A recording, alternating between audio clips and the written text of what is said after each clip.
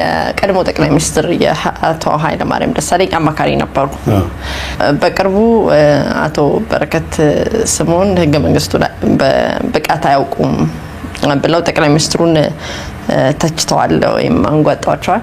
እርስዎ ያምኑበታል? ይሄንን ጠቅላይ ሚኒስትሩ ህገ መንግስቱን አያውቁም? ጠቅላይ ሚኒስትሩ ህገ መንግስቱን አያውቁም ማለት አይቻልም። ያውቃሉ፣ ህገ መንግስቱን ያውቃሉ። አቶ በረከት ያሉት የሚመስለኝ ከገባኝ ማለት ነው ህገ መንግስቱ የሰጣቸውን ሙሉ ስልጣን ኤክሰርሳይዝ ማድረግ ላይ ችግር ነበረባቸው ለማለት ይመስለኛል።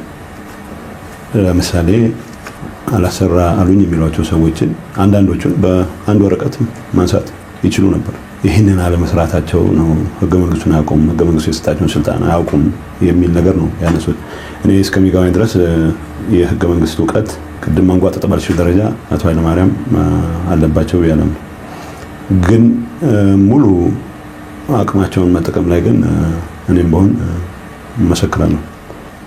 ፓርቲ አስተባብሮ የእንትን ጉዳይ አይደለም። መንግስታዊ ኃላፊነት ወጣ ህዝብን ኢንተረስት ማዕከል እስካደረግሽ ድረስ አንዱ ፐርሲቭድ የሆነ ኃይል አለኝ ስላለ ከጠቅላይ ሚኒስትሩ አቅም ውጪ ሊሆን አይችልም ማንም ሰው። አሁን ኢን ሃይንድሳይት ሳይው አላሰራሉኝ የሚሏቸው ሰዎችን በአንድ ወረቀት ማባረር የሚችሉበት ስልጣን ነበራቸው። ፈሪ ነበሩ በባህሪያቸው ፈሪ ነበሩ ብዬ አላስብም። ምናልባት ሃይማኖቱ ያሳደረባቸው ተጽዕኖ ሊሆን ይችላል። በጣም የተጋነነ ትህትና ይሁን ሪላክታንስ ሜጀር ለመውሰድ እሱ ነበረባቸው። ፖለቲከኛ ነበሩ ማለት ይቻላል። እንደዚህ ከነበሩ ፖለቲከኛ ያው ሃይማኖታዊ ቃና ያመዘነበት ፖለቲከኛ ነበሩ ማለት ይቻላል። ህወሓት ጫና አላረግባቸውም፣ አላስፈራራቸውም። እሳቸው እንደሚሉት በዛ ልክ ህወሓት እሳቸውን ለማስፈራራት የሚያስችል ቁመናም አልነበረውም። የግል የህወሓት ባለስልጣን ራሳቸውን ገምግመን ያላቸው በእሳቸውን ስራ በነፃነት እንዲሰሩ ከማድረግ አንፃር ችግር ነበረባቸው ብለን የገመገምናቸው የህወሓት አመራሮች ነበሩ። ህወሓት እንደ ድርጅት ከመጀመሪያው ቀን ጀምሮ ጠቅላይ ሚኒስትር ኃይለማርያም ስራቸውን በብቃት እንዲወጡ ለማገዝ ነው በርካታ ጥረት ያደረገው። ያ ማለት ግን ግለሰብ አባላቶች የእሳቸውን ወደ ስልጣን መምጣትም የማይፈልጉ ነበሩ። አትሴም ታይም ደግሞ ስልጣን ከመጡም በኋላ በአንድም በሌላ መልኩ ያደናቅፏቸው የሚፈልጉ ሰዎች ነበሩ። በአብዛኛው የህወሓት አመራር ዘንድ ግን ጠቅላይ ሚኒስትር ኃይለማርያም እንዲሳካላቸው ፍሮም ዘ ጌት ኮ ጥረት ነበር የሚደረገው። መጨረሻም ህወሓት ባደረገው ግምገማ እነኚህ እንቅፋቶች ነቅሰን ካላወጣን በስተቀር ኢህአዴግን እንደ ኢህአዴግ ሀገርንም እንደ ሀገር የመምራት እንቅስቃሴው አደጋ ላይ ወድቃል ብሎ ራሱን የገመገመው። አሁን ነው የምሰማቸው ጠቅላይ ሚኒስትር ኃይለማርያም እንደዚህ ነበር የሚል አንዳንዱ ለምሳሌ ባለፈው የሰማሁት ትንሽ ግር ያለኝ አዚፍ በዴይ ቱ ዴይ ጉዳዮችም ጭምር ትዕዛዝ ይወስዱ እንደነበር አይነት የሚያስመስል ነገር ነው። ለምሳሌ ትልልቅ የሚባሉ ባለስልጣኖች ያስቸግራሉ የሚሏቸው ባለስልጣኖች በግሌ በነበረኝ ቅርበት ለምን እርምጃ ትወስድባቸውም እያልኩ ኢንሲስት ያደርግ ነበር። እርምጃ ካልወሰድሽ ኤክስፕሌን ላደርጉ አልችልም። ኦፊሻል ባለን ግንኙነት ምክንያታቸውን ማብራራት አልችልም። ፍርሃት ልትውጭ ያለሽ ግን እኔ እስከሚገባኝ ድረስ ሽጉጥ ይዞ መጥቶ ያስፈራራ ሰው አልነበረም። ግን በእሳቸው በኩል ሪላክታንሱ ነበረ። እንደዚህ አይነት እርምጃዎችን ለመውሰድ ያለመፈለግ ነበረ። ስልጣናቸውን አልተጠቀሙበትም። ምናልባት ጠቅላይ ሚኒስትር መለስ ዜናዊ እንዳረፉ እሳቸው ናቸው ወደ ወንበሩ ይመጡት። ምናልባት እሳቸው ወደ ወንበራቸው ባይመጡ ኖሮ አሁን ያለው ነገር እያንዳንዱ ነገር አይፈጠርም፣ እሳቸው ወንበራቸውን ጥለው አይሄዱም ነበር የሚል ቁጭት ተሰምቶት ያውቃል? ምናልባት ባይመጡ በዛ ቦታ እሳቸውን ባይተኩ ነው ቁጭት የሚሰማኝ። ጠቅላይ ሚኒስትር ኃይለማርያም በሚፈለገው ደረጃ ኃላፊነታቸውን ለመወጣት የሚያስችል የተሟላ እንቅስቃሴ አለማድረጋቸው ነው እንጂ ለዛ ወንበር ገሌ ባይመጣ የሚል እንደዚህ አይነት ኋላ ቀር አመለካከት እኔም የለኝም፣ ተገቢም አይመስለኝም። እኔ እስከሚገባኝ ድረስ በዛም ወቅት ጠቅላይ ሚኒስትር ኃይለማርያም ወደ ቦታው መምጣታቸው ጥሩ አጋጣሚ ነበረ። አጋጣሚ መጠቀም ላይ ግን ስትራክቸራል ችግሮች ናቸው ወደዛ ያደረሱን። የህዝብን ጥያቄ መስማት፣ የህዝብን ጥያቄ ሰምቶ አድረስ ማድረግ ምንም የሚያቀት ነገር አለውና ነው የተለየ ብቃት የሚጠይቀው። እሱን ማድረግ አለመቻላችን ነው። ኮሌክቲቭሊም እንደ ኢህአዴግ አመራር እሳቸውም እንደ ኢህአዴግ ሊቀመንበር ፌል ያደረጉበት እንጂ የእሳቸው ሼር ፐርሶናሊቲ ብቻውን ለችግሩ መከሰት ምክንያት ሆኗል ብዬ አላምንም። ግን ችግሩ ቶሎ እንዳይፈታ በማድረግ በኩል ግን ፐርሶናሊቲያቸው አስተዋጽኦ አድርጓል የሚል እምነት አለኝ። በሚዲያዎች ላይ በተለያየ ሚዲያዎች ላይ በፓርላማዎች ላይ ቀርበው የተናገሯቸው ንግግሮች እንደ አማካሪ ሲሰሙ ተጣልተው ያውቃሉ? ተቆጥተዋቸው ያውቃሉ? አነጋጋሪ ንግግሮቻቸው እኔ ልቆጣቸው አልችልም። ጠቅላይ ሚኒስትሩ ያው ፐርሶናሊቲ በተቻለ መጠን ኃላፊነትና አክብሬ ሊሚቴን አውቄ ነው መንቀሳቀስ ሞክረው። ግን ካንዲድ ሆነን እንነጋገራለን። ይሄን ባትል ኖሮ አልቲሜትሊ ግን የራሳቸው ውሳኔ ነው የሚሆነው። ግን እንዳልኩሽ እንደ ዜጋም ትንሽ እንትን የሚሉኝ እንደ ሊደርሺፕ ውስጥም ከገባው በኋላ የሚታዩኝ ነገሮች ግን ገልጽላቸው ነበር። በዚህ መልኩ አድረስ ባይደረግ ቃላት አፋቸው ላይ ለማስቀመጥ ብዙ ባልነፍርም ግን ሞክራለሁ አቅም የፈቀደው መጠን ይሄን ብትል የሚል እንወያያለን። እኔም ጋር ትንሽ ፐርሰናል በሆነ ደረጃም እንቀራረብ ነው። ካንዲድሊ ነው የምንነጋገረውና አልቲሜትሊ ግን የጠቅላይ ሚኒስትሩ ራሳቸው ዲሲሽን ነው። ጠርጥረው ያውቃሉ? በቃኝ ብለው ሊወጡ እንደሚችሉ በሽንፈት ሊጠናቀቅ እንደሚችል አይቻቃለሁ። ከዛ በፊት ወጣለሁ ያሉበት አጋጣሚ በአካል በአይኔ አይቻለሁ። ሪዛይን አደርጋለሁ ብለው ማለት ነው። እንዴት ተቀመጡ? መልሰው እንዴት ተቀመጡ? ያው ትንሽ ተወያየንበት ተለመኑ። ኦኬ እኔ በግል ያየሁትን ነው እንግዲህ ወጣለሁ ብለው በጣም ኢሞሽናል ሆነው ከተወሰነ አይ ቲንክ አሁን አስገራሚ የሚሆነው ኤግዛክት ምክንያቱ የተቀጠራቀመ ሊሆን ይችላል። ከዛ በዛ ወቅት አንድ ውይይት መድረክ ላይ ይመስለኛል አንድ የአመራር የስራ አስፈጻሚ ተቆጥቶ ተናገሯቸው መሰለኝ። ከዛ ቢሮ ስገባ እሳቸው ጥሩ ሁኔታ ላይ አልነበሩም እና ፍራስትሬት እንዳረጉ አቅ ነበር። ኢንፋክት እኔ ዲፌንድ ለማድረግ ሞክሬያለሁ። በሌሎች ጣልቃ እንዲገቡ እንደዚህ አይነት ጠቅላይ ሚኒስትሩ ስራውን እንዳይሰራ ሊያደርግ የሚችሉ ምልክቶች ማስቆም አለብን። ግን እኔ ተሳስበው እንደ መሪ ከሳቸው አቅም ውጭ አልነበረም። የቴምፐራመንት ኢሹ ካልሆነ በስተቀር ምንድነው ያው የባህሪ ጉዳይ ካልሆነ በስተቀር ጸንቶ የሆነ ነገር የማለት ጉዳይ ካልሆነ በስተቀር ከሳቸው ቁጥጥር ውጭ የሚወጣ ነገር አልነበረም። ምክንያቱም ግን ያን ነገር አይችባቸዋል። እሱ ኩዊት የማድረግ አዝማሚያ አይነበረ። ስለዚህ ከሳቸው ባህሪ አንጻር ውስብስብ የሆነውን የአፍሪካ ቀንድ ፖለቲካ ለመምራት ምንም ብቃት የላቸው ማለት እንችላለን? ኖ የብቃት ኢሹ አይደለም። ቅድም እንዳልኩት የቴምፐራመንት ኢሹ ነው። እንደውም ጠቅላይ ሚኒስትር ኃይለማርያም ኢንፎርሜሽን ሶክአፕ ማድረግ በደንብ ኢንፎርሜሽን ይይዛሉ። ጥሩ ተማሪ ናቸው የሚል እምነት አለኝ። ማለት አዲስ ሲቹዌሽን ጋር ለመላመድ እንትኑ ነበራቸው። እኔ አሁን እንግዲህ ወደ ኋላ ተመልሼ ሳየው ዲሳይሲቭ አልሆናቸው የተፈጠረው ነገር ነው። ለምሳሌ እሳቸው አንድ አቋም ላይ ከደረሱ በኋላ ሌላ ሰው መጥቶ በተመሳሳይ ጉዳይ ላይ ጠንከር ያለ ውይይት ሲያደርግ መጀመሪያ የነበራቸውን ፖዚሽን ሲቀይሩ ያለው እነዚህ ነገሮች ሊደርሺፕ አመራር መጨረሻ ላይ ኢንቴግሪቲ ኢሹ ነው። ኢቭን የተሳቱ ውሳኔዎችን እስከ መጨረሻው ማስቀጠል ግን ደግሞ መነሻዎችሽ ህዝብን ማገልገል የህዝብን ኢንተረስት ማዕከል ማድረግ መሆናቸውን ማረጋገጥ ይጠበቅብሻል። ስለዚህ አቋም በተያያዘበት ጉዳይ ላይ ለምሳሌ እኔ ግሌን ነገር ነው ነገር ተወያይተን ይሄ ነው የሚያዋጣው ይሄ ያስኬዳል ብለን የተስማሙበት ኢሹ የሆነ ሰዓት ላይ ሌላ አማካሪ ሲገባ ተቀይሮ አገኘዋለሁ። ስልጣን ስለሌለኝ ለምን አረክ ለምን ተደረገ አልተደረገም ልል አልችልም። ግን ያን ኖቲስ ታደርጋለሽ።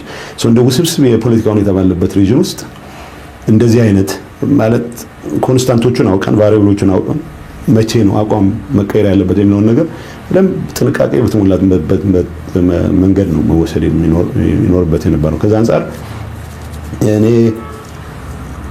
አሁንም ያው የእሳቸውን ብቃት የመገምገም ፍላጎት ኖሮኝ ሳይሆን የሚጎሏቸው ነገሮች ግን ነበሩ። ለዛ ነው ውሳኔ ሪዞሉት ሆኖ ውሳኔ ወስኖ በዚህ ጉዳይ ላይ የህዝብን ጥቅም ነው አሳልፌ መስጠት የሌለብኝ እንጂ የአኮሞዴት የምታደርጋቸው የፓርቲ ውስጥ ለውስጥ ኢንተረስት ኢሹዎች አሉ፣ የፐርሰናሊቲ ኢሹዎች አሉ። አንዱ ከሌላው ጋር አብሮ መስራት ያለ መፈለግ። ስለዚህ በሁለት ስትወጠሪ ያን አንቺ እንትን ሆነሽ መውጣት አሸናፊ ሆነሽ መውጣት መቻል አለብሽ። አርቢትሩ አንቺ መሆንሽን አሳይት መቻል። ብዙዎች ፕሮጀክቶች አሁን ፌል አሩ የምትሰሚያቸው እንደ ሜቴክስር ብዙ የተጓተቱ ፕሮጀክቶች ሰፊ ድል ነበራቸው ጠቅላይ ሚኒስትር ኃይለማርያም ለማስተካከል። እኔ ኢን ሃይንድ ሳይት ፐርሰናሊቲ የሰዎች ሹመት ላይ ያሉ ሰዎችን ሳይቀር ስትገምቹ የትግራይ ተወላጆች የነበሩ የሥራ ኃላፊዎች ወዘተ ሳይቀር እርምጃ ለምን አስወስድባቸው በኢንሲስት አደረግ ነበር። ስልጣን ግን የኔ አይደለም። ደብዳቤ ነው መጻፍ ይቻላል። ፌል ያደረጉ ፕሮጀክቶች ይሄን ብለን ዝርዝር ያነሳን ይስማሙና ጠቅላይ ሚኒስትሩ ኋላ የሆነ መድረክ ሲፈጠር ጭራሽ ዳይሜትራሊ ኦፖዚት የሆነ አድናቆት ይዘው ይመጣሉ። የህዳሴ ግድብን ላነሳልሽ ይችላል። የህዳሴ ግድብ ጉብኝት ማድረግ አለብህ። ፌል ያደረግን ነው።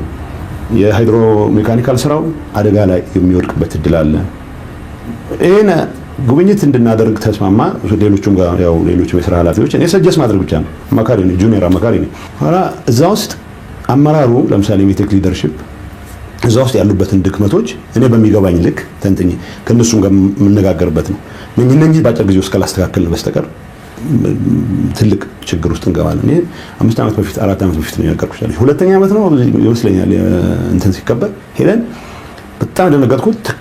የሆነ ፕሬዘንት ከተደረገ በኋላ ዳያሜትሪካሊ ኦፖዚት የሆነ ፍጹም ከመጀመሪያው አሰስመንት ተቃራኒ የሆነ አቋም ይዘው መጡ ጠቅላይ ሚኒስትሩ ማለት ነው።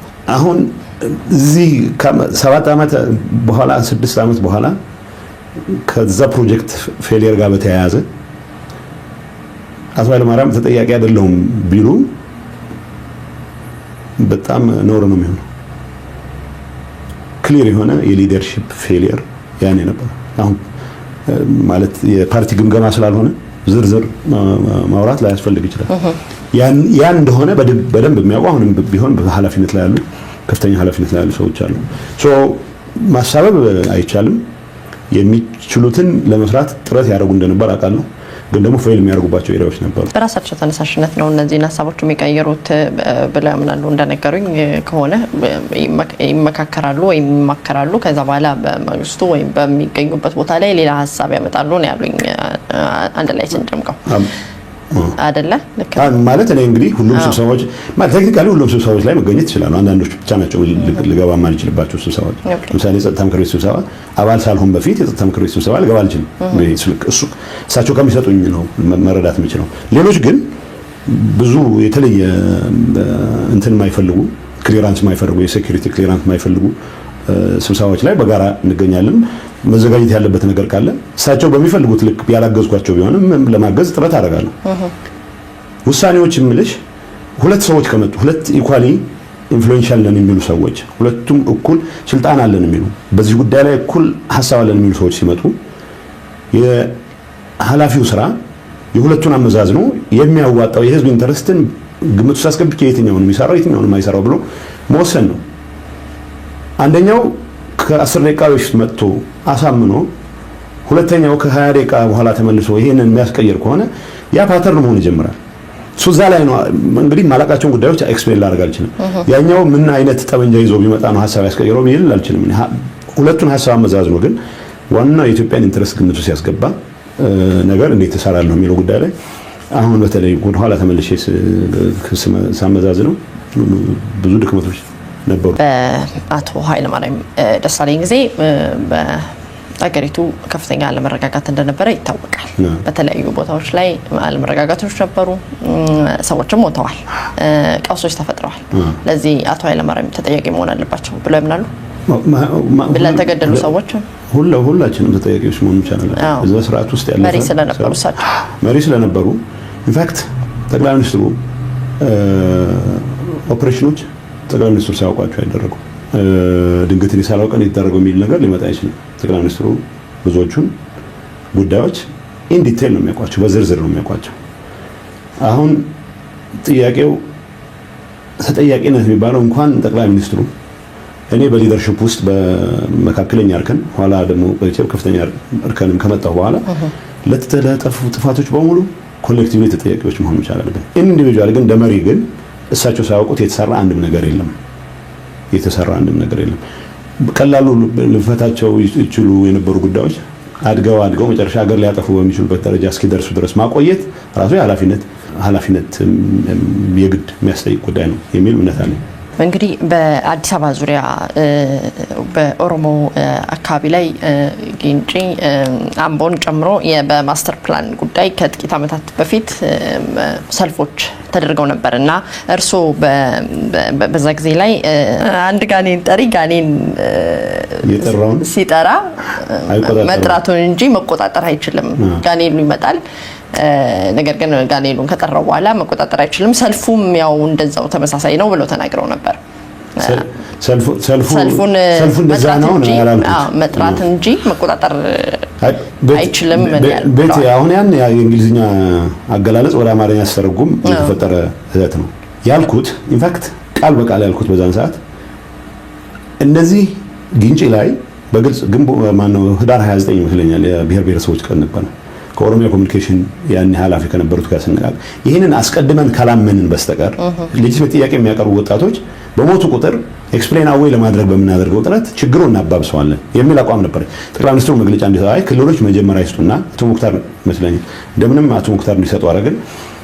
ከሰጡ በኋላ ፌደራል ኮሙኒኬሽንስ ሚኒስትር እንዳልሽው ነው። እኔ ቀውስ ላይ ነው የገባሁት። ኃይለኛ ቀውስ በተጀመረበት ሰዓት ላይ ገባሁ።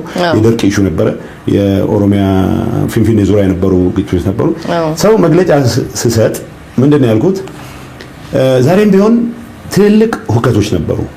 መኪና ለማስቆም ሰው ለመግደል የተደረጉ ጥረቶች ህዝብ ያስቆመው ሌጂቲሜት ጥያቄ ቢኖሩት እንደዚህ አይነት መንገድ ማድረግ የለብንም ያለው የአካባቢው ህዝብ ነው። ስለ ሆሎንኮም ነበር ማወራው ነው። ይሄ ካልኩ በኋላ እነኚህ ጸረ ሰላም ኃይሎች የሚል ጥያቄ ስለበዛ እነሱማ ኦልሬዲ ቫዮለንስ ጠርተዋል። የጠሩት ሁከት ማስቆም የሚችለው የተደራጀ ህዝብና መንግስት ነው ያልኩት። አንፎርቹኔትሊ የተጠቀምኩበት ኤክስፕሬሽን እንግዲህ አንድ ደብተራ የሚጠራውን ጋኔን መጥራት እንጂ ጋኔኑን መቆጣጠር አይችልም። ስለዚህ ያ ከሆነ በኋላ ያን ቫዮለንስ ማስቆም የሚችለው የተደራጀ ህዝብና መንግስት ነው።